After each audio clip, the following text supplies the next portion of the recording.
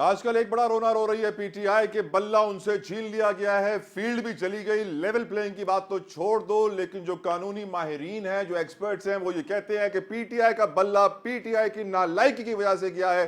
रोशनी डालने के लिए मेरे साथ इस वक्त मौजूद है, किसी तारुफ के मोहताज नहीं है, माहिर कानून है याया फरीद साहब। बहुत बहुत शुक्रिया आपकी कीमती वक्त के लिए। याया, आप थोड़ी सी रोशनी डालिए इस मौजूद के ऊपर। क्या थी वो पीटीआई की नालायकी जिसकी वजह से वो बल्ले से महरूम हो गए? जी, जैसे आपने कहा, मेरे ख्याल में पीटीआई से बल्ला छीना नहीं गया, बल्कि पीटीआई ने अपना बल्ला खुद ही जो है वो फ़ॉरफ़ीट किया है। बिकॉज़ ये बात पिछले 4-5 महीनों से हम कहते हुए मैं भी आ रहा हूँ और बाकी दीगर भी इसीलिए आप वकला चार कहते पांच आ रहे महीनों हैं। से कह रहे थे कि पीटीआई पीटीआई एल हो गई है अब। देखिए क्या है कि एक तो लॉयर्स जो है वो इस पार्टी को चलाते हैं, लेकिन उसके बावजूद जो है वो लीगल होमवर्क जो है वो सबसे हमें कम नज़र आता है पीटीआई का ही। लेकिन मुझे अब ये भी लगने लग गया कि शायद पीटीआई के जो वकला थे, वो ये सारा जो मामला था सिंबल का और इंट्रा पार्टी इलेक्शंस का, मेरे ख्याल में लाइटली ले गई पार्टी ये सारे मैटर को। और शायद उनको साइफर का केस वहां पे फोकस उनका पार्टीज में भी ऐसा ही चलता है। तो मुझे लगता है क्योंकि 2021 से पेंडिंग मैटर था, इलेक्शन कमीशन ने तो पहली बार नोटिस इनको जारी किया था जब ये खुद पार्टी में थे, खुद पावर में थे।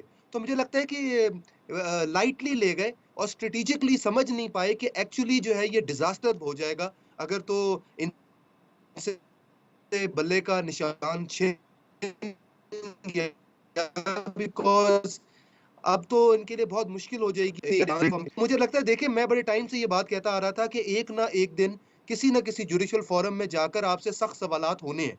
आप पेशावर हाई कोर्ट गए, पेशावर हाई कोर्ट ने आपको फेवर कर दी, आप कभी लाहौर हाई कोर्ट जाते हैं, वहाँ की सिंगल बेंच आपको फेवर कर देता है। लेकिन जैसे ही कब कोई ना कोई फोरम पे जाकर जहाँ मेरिट्स की बात आती है, मेरिट्स के ऊपर पीटीआई थोड़ी-सी वीक फुटिंग के ऊपर रखती है हमेशा से। उसकी वजह ये है कि कानूनी कागज़ात जो हैं, आप उनको इग्नोर नहीं कर सकते, आपने अपना केस तो मज़बूत बनाना है। आप ये नहीं कह सकते क्योंकि पीटीआई ने पीएमएलएन ने इलेक्शन ठीक नहीं कराए या पीपल्स पार्टी ने नहीं कराए, तो फिर हम आके लग रहा है कि आपको स्क्रूटनाइज़ किया जा रहा है, आप पे नज़र ज़्यादा है, तो फिर तो आपको और ज़्यादा काम करना और चाहिए इंट्रा था। पार्टी इलेक्शन लेकिन का सबूत हैरत की देना बात इनके ये लिए भी थी। मुश्किल क्यों था? याया, इतनी बड़ी बात तो नहीं थी कि इंट्रा पार्टी इलेक्शन का कोई सबूत, डॉक्यूमेंट्स वगैरह प्रोवाइड कर दिए जाते। या डॉक्यूमेंट उन्होंने कागजात वो पूरे कर लेती हैं और इलेक्शन कमीशन में कागजात जमा कर देते हैं। इवन दो वो जो इलेक्शंस हैं वो सिर्फ नाम के ही इलेक्शंस होते हैं। लेकिन आयरॉनिकल बात ये थी कि पीटीआई को 2 दिन चीफ जस्टिस काजी फायज ईसा और बड़ी अफसोस की बात है कि सोशल मीडिया पे पीटीआई की जो ट्रोलिंग है वो शुरू हो गई है ऑनरेबल चीफ जस्टिस के ऊपर भी।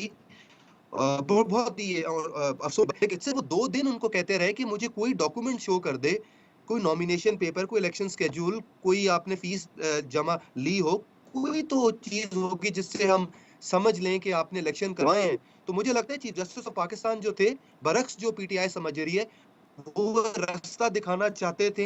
वो चाहते कि इसका एक हल निकल आए जो पीटीआई के फ़ेवर में जाए। लेकिन उसके लिए पीटीआई को कोई तो चीज़ डॉक्यूमेंट या कोई तो चीज़ से साबित करना था। Right yeah yeah, thank you so very much आपके कीमती वक्त के लिए। यकीनन आपने हमें समझा दिया कि पीटीआई की नालायकी थी जो पीटीआई बल्ले से महरूम हुई।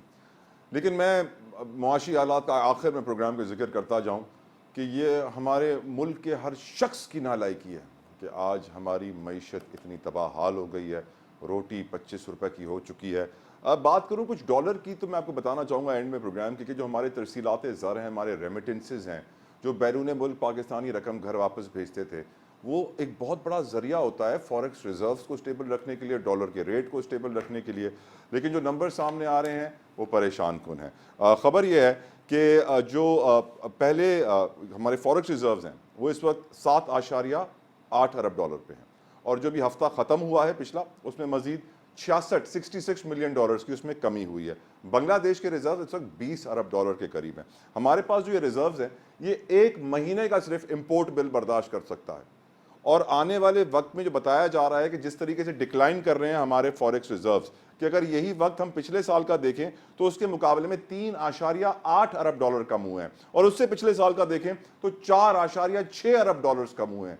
ये 4.6 अरब डॉलर्स बहुत बड़ी रकम है। याद रखिए कि हम 2-3 अरब डॉलर्स के लिए IMF के सामने कितना गिड़गिड़ाते हैं, उनकी कितनी शराइत मानते हैं, पर ये वो बैरून मुल्क मुकीम पाकिस्तानी है जो अपनी मेहनत की कमाई हुई डॉलर रकम पाकिस्तान भेजते हैं। पाकिस्तान की मईशत मुस्तहकम कुछ हद तक होती है, लेकिन अब कहा जा रहा है इसकी वजूहत जो बताई जा रही हैं वो सियासी अदम इस्तेहकाम है, मुआशी अदम इस्तेहकाम है, एक्सचेंज रेट के अंदर वॉलेटिलिटी है, रियल स्टेट सेक्टर के अंदर स्लो डाउन है, महंगाई है सऊदी अरब में, मुत्तहदा अरब अमारात में, जिसकी वजह से लोगों के पास पैसे कम बच रहे हैं अपने घर वापस भेजने के लिए। तो अब ये सोचना है।